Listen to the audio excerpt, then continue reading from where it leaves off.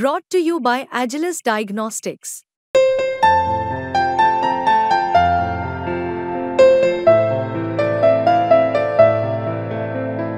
Agilus Diagnostics. व्यवसायाला राजकीय आश्रय देण्याचं काम हे अध्यक्ष महोदय त्यांचा आदर राखून सांगतो.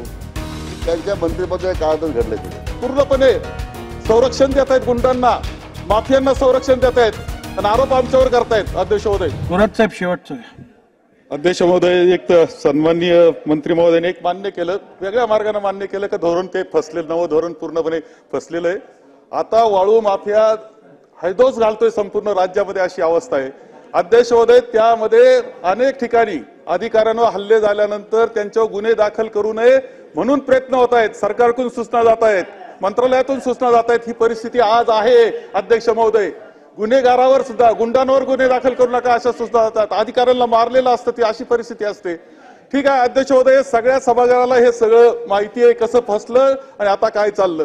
माझा प्रश्न असा आहे की मंत्री महोदयाने एक नवा प्रश्न उपस्थित केला की आम्ही आणखी नवं धोरण, ग्रामपंचायतला परवानगी देऊन टाकायची किंवा नगरपालिकेला परवानगी द्यायची.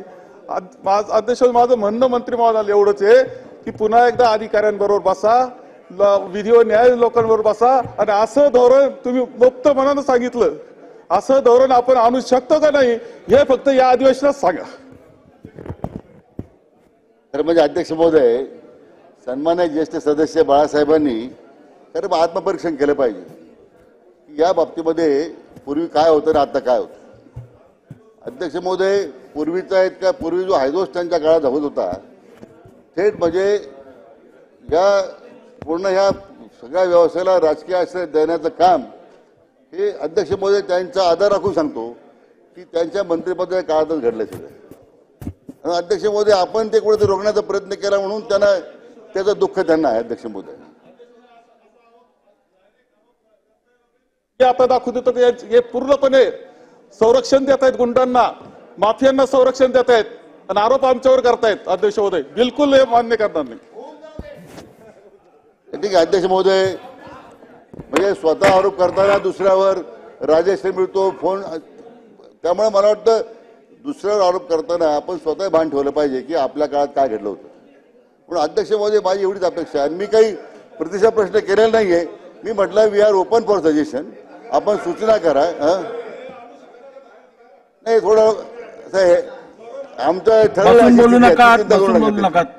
आणि अध्यक्ष महोदय, त्यांनी जी सूचना केलेली आहे ते निश्चितच अधिकाऱ्यांच्यावर बसून आणखीन काय याच्यामध्ये आपल्याला धोरणामध्ये बदल करता येईल का, आणि मी म्हटल्याप्रमाणे ग्रामपंचायत नगरपालिकेला ते अधिकार देता येईल का, हे ऑनलाईन पद्धतीमध्ये जो अध्यक्ष महोदय त्यात होणारे परिणाम आहेत. मला वाटतं अध्यक्ष महोदय, या बाबतीमध्ये किती चर्चा आपण केली अध्यक्ष महोदय, तरी मी म्हटल्याप्रमाणे धोरणामध्ये शासनाचं धोरण हे सामान्य जनतेकरता वाळू उपलब्ध झाली पाहिजे, क्रश सँड उपलब्ध झाली पाहिजे. अध्यक्ष महोदय, तो प्रयत्न आहे. विना याच्यामध्ये मी म्हटल्याप्रमाणे जे त्या धोरणावर सुलभता आणता येईल ती करण्यासंदर्भात शासन बांधील. अध्यक्ष महोदय.